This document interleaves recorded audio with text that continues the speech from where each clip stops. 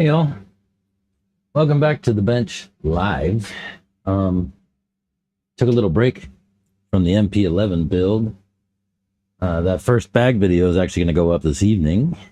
Um, I'm just pushing that out right now and scheduling it for YouTube. So keep an eye out for that for the MP11. That's going to be fun. I took a little bit of a break from it. I go out and run my car, and I broke it. There was a pipe sticking out of the nail, or rather, there's a pipe with a nail sticking out of it. So imagine our pipes define our track lanes, and there was a nail that holds it into the ground that was sticking up out of the pipe, and I caught my rear arm on it, bent the hinge pin, snapped the arm, all that good stuff. Here, I'll show you. How's that for fun? Some light on that. Yeah. So, bent hinge pin, broken hinge pin bushing. The arm is completely torn. Otherwise, it looks okay. So, let's just jump right into replacing this arm. I have set of revised 2.1 arms that I hope are going to be the right ones, because I can't get a 2.2 set if it's not the right ones today. I'll have to wait for tomorrow to do that when the shop is back open. But I'm going to try these and we'll see how it goes. We'll learn together. This part is TKR 9284B. And I've got a hinge pin. So we'll see what we can do.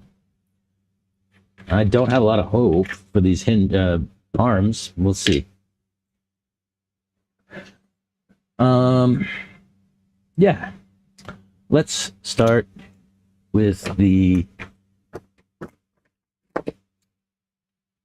outside hinge pin. Let me find a pliers or something that I can use to hold the other side. Oh, I've got two 5.5 drivers. That'll work. Just run them against each other.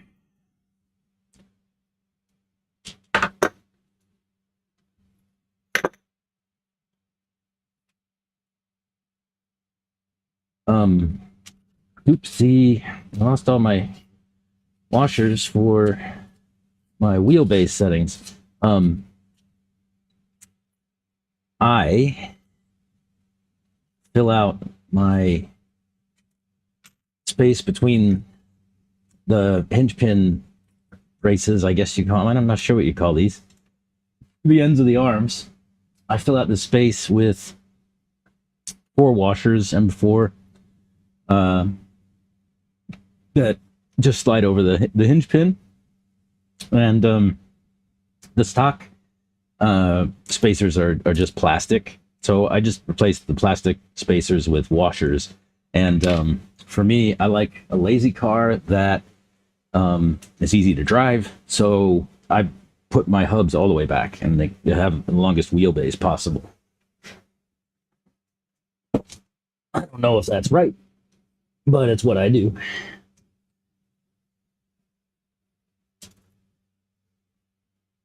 For me, the longer wheelbase makes the car a little bit less nervous, and you know, a little bit more like a Cadillac, if you want a description, I guess.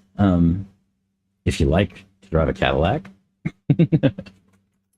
Not everybody does. So we have to take the D block off the back. Looks like there's something stuck in that hole. Let me get that out.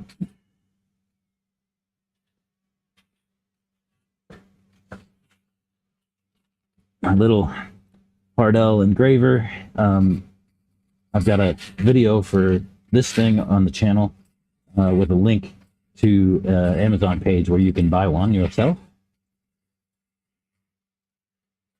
All right, I think that's clear now.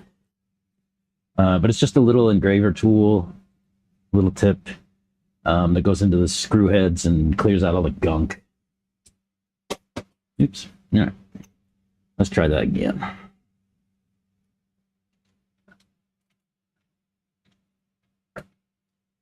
There we go. It still feels like there's something stuck down in that screw head. I might replace that screw. We'll take a look.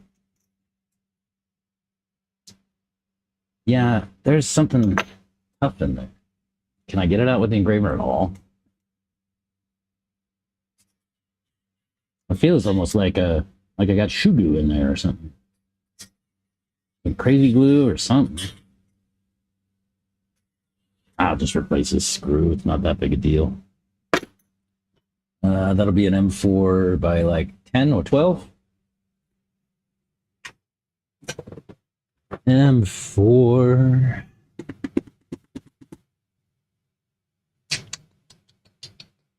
I'm just looking through all my screws, trying to find a good size. We are going to need these. These are M4 by 20 because I do need to put 2 new screws in the chassis plate. Actually, I might run 25mm screws there if I have them. I do. If I can. See if we can get away with that. I'll leave those out. It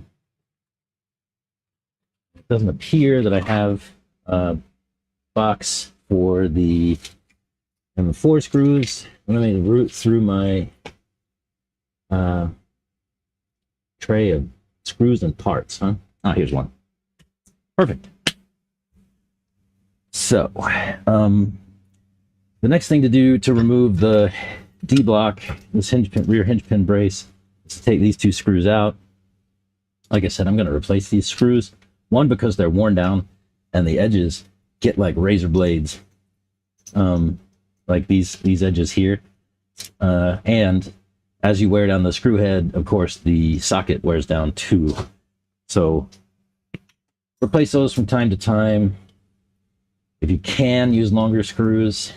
Have it bite up into the diff cover.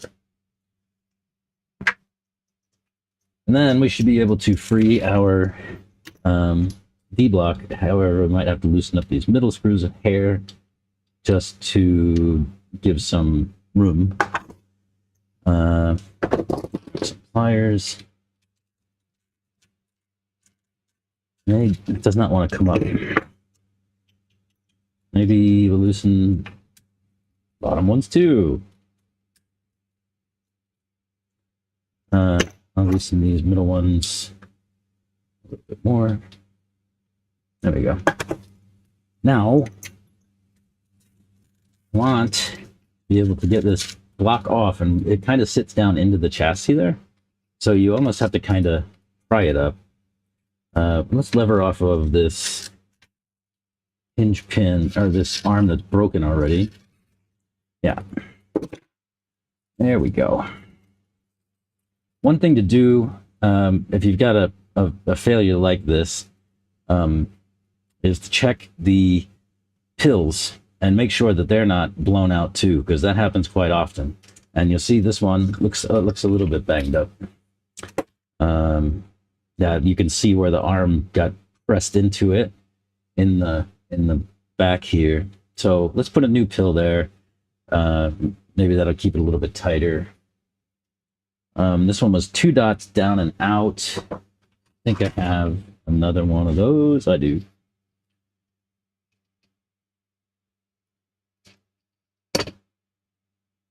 Two dots down and out. Okay. Nothing too fancy there. Look at this hinge pin. Wow, I don't know if I can get it out. This bushing is clearly cracked and broken.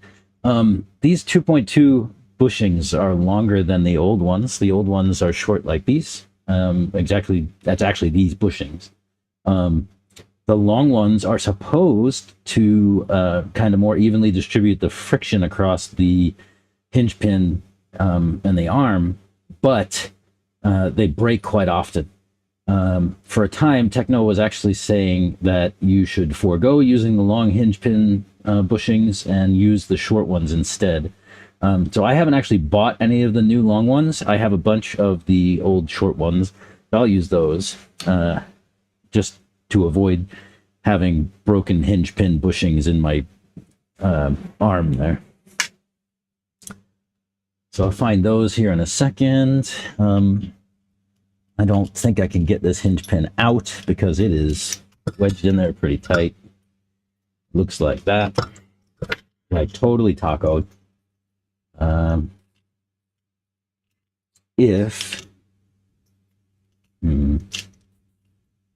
can I get this thing out? Not that it really matters. I guess I could just leave it there. Yeah, you can see part of the hinge pin bushing is actually broken down into here.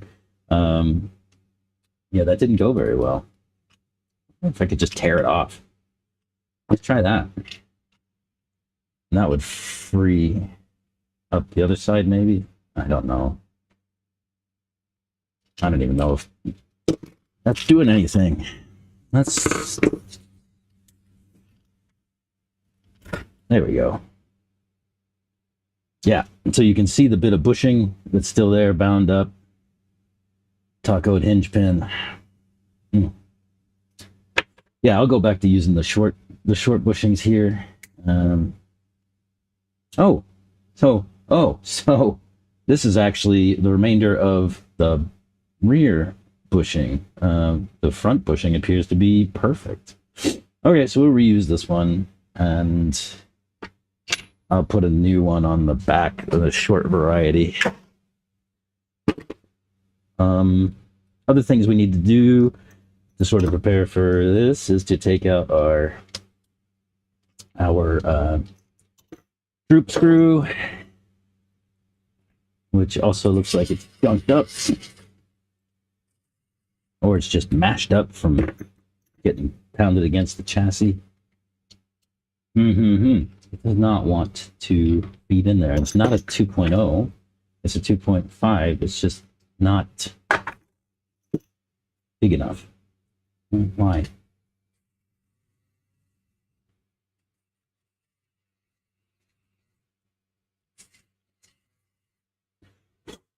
Let's try that. Yeah, there we go.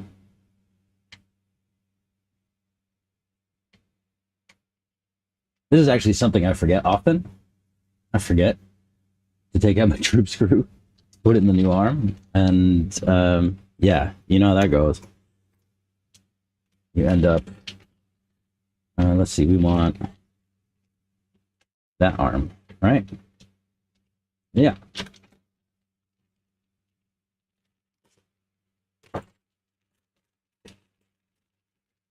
Right? Right.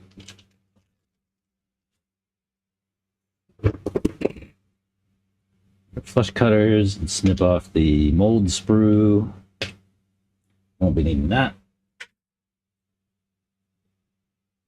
I think they ship with that just to keep these from folding in on each other and, you know, storage and stuff like that. We'll run our droop screw up there.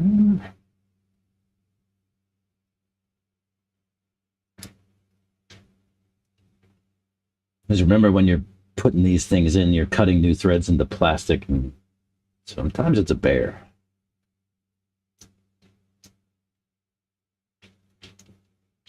This one's not. Pretty easy.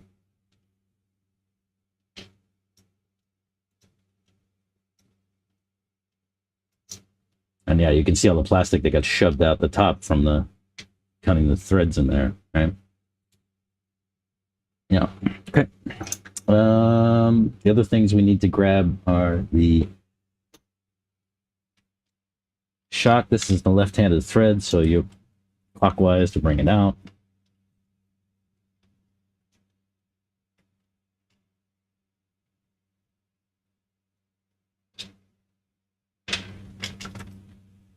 And then the other last bit, I guess, is to take off the sway bar link.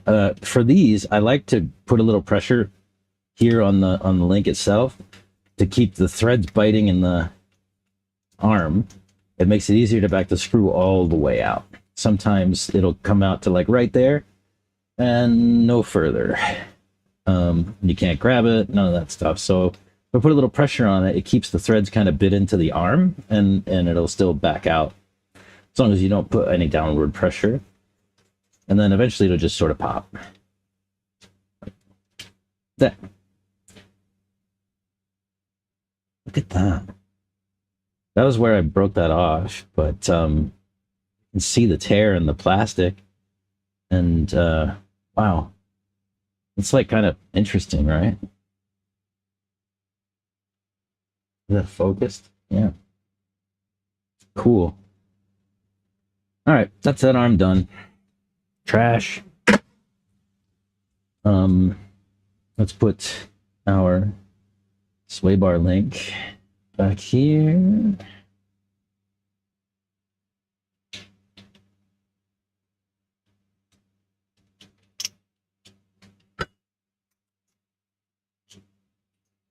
Remember, we're cutting threads, so a little bit tough at first.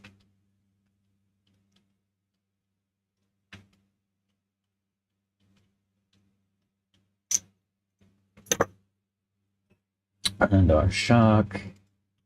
Which hole did I have those in? The outside.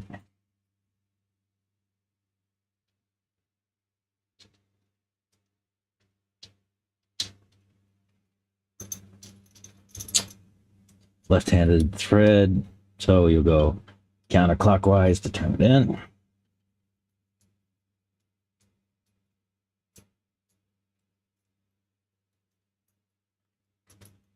Yeah, we're still going.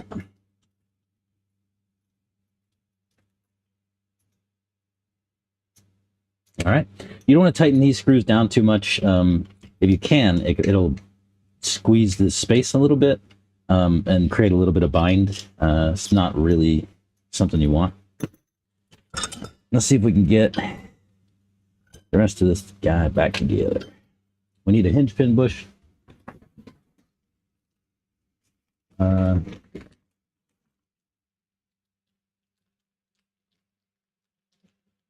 Yeah, these are the old parts. 9055.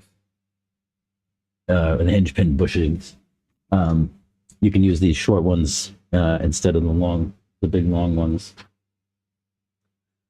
So bushes go in the arms and face the outside of the arm, so the bushes sit. So like on the front, they'll be in like this, and on the back they're in like this.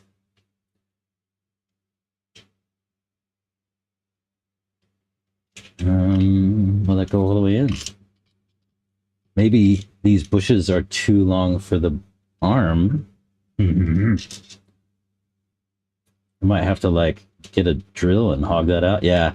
So the arm is too short for the bushing. Like the hole inside the is not long enough to take this whole bushing. So we'll set that aside and use that in the future. I did say that we should take a look at the pills. Let me pop this pill out and see what it looks like before we go too far. This is just center dot. Oh yeah, that looks bad. Oh, need a new pill there. That is toast. That was center dot.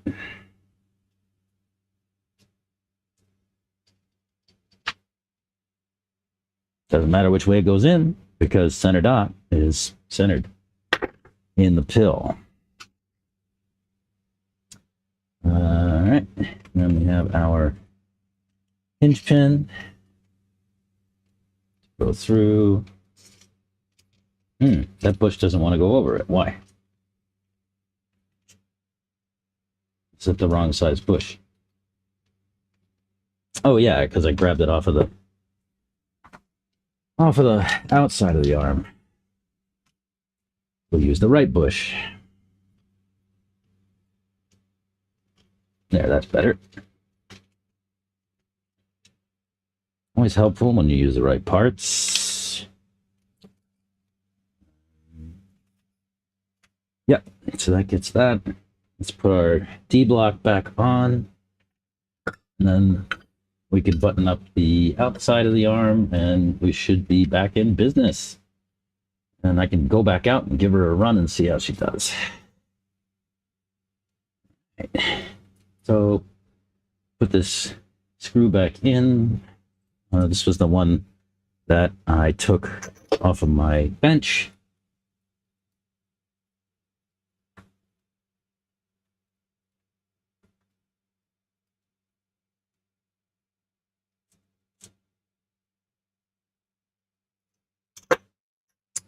Let's tighten these guys back down.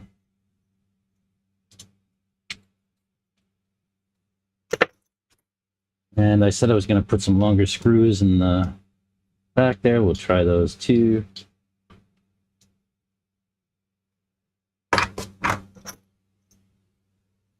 These are M4 by 25 countersunk. Try it. I don't know if they fit. We'll see.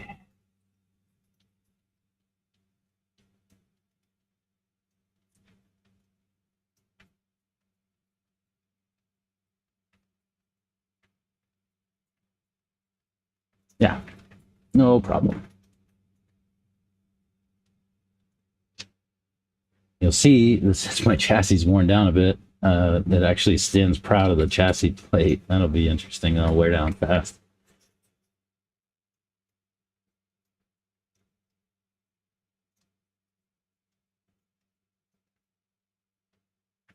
Yeah, I don't know why I'm doing this. I got a tool for this.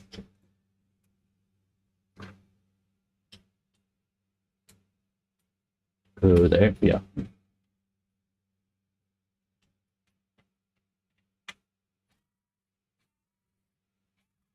Ooh, hitting the clutch hard. All right. Now, we just need to swing this guy over, put the dog bone back in the out drive, have to weave that between the sway bar and the shock, and then we'll come in with our hinge pin and spacers. I'll put those first. Oh, we need our bushings back there. Yeah, bushings. Will these arms take these bushings? Yes. The wrong way. Right. So then we'll go. Oh, come on. Washers.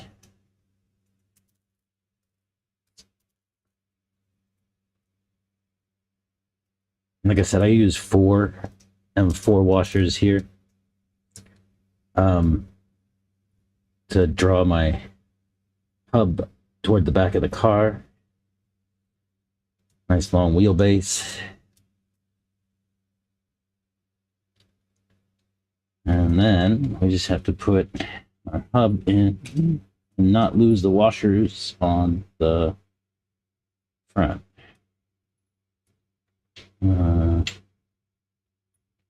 Yeah.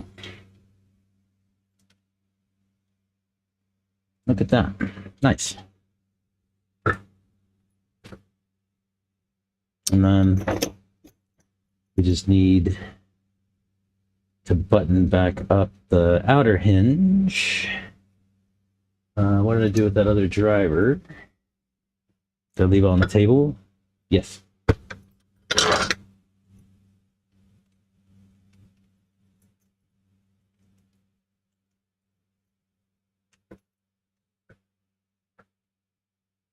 Nice. Nice and easy.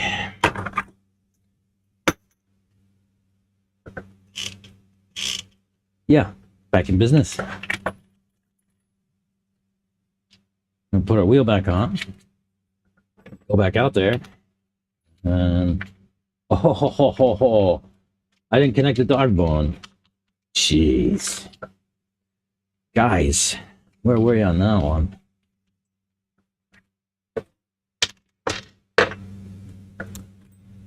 Well, what's the easiest way to do this? I don't have to worry about washers if I take the camber link off. Let's do it the easy way. I'll use the camber link instead of the hinge. Oh, look, the inside link is loose too. It's a good job I caught that. I'll tell you about that too in a minute as we go. I have some problems there, and I'll explain. All right, dog bone into the out trap cup. Then we can put our camber link back. I run these in the outside, the far outside hole, and up high.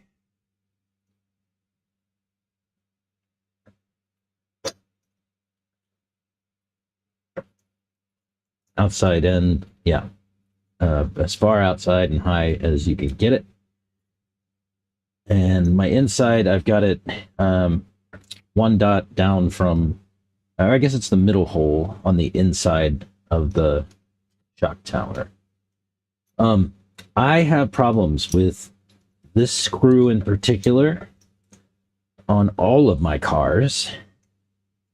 I'm not exactly sure why, but on every single one, this screw has a tendency to come loose. It's always the back left camber link inside. No idea why. It just is a problem. I don't know. It just doesn't like me. That does not feel all that free, but I guess it's bound by the outside. That link might be bent, but I don't particularly care. No, all right. Now that we've got it back together. And the dog bone's in. And our camber links are tight. Now we can call it done and go out and see how she drives. All right, y'all. Some quick maintenance for that. We'll go give it a rip. See how she does. Thanks for watching. See you next time.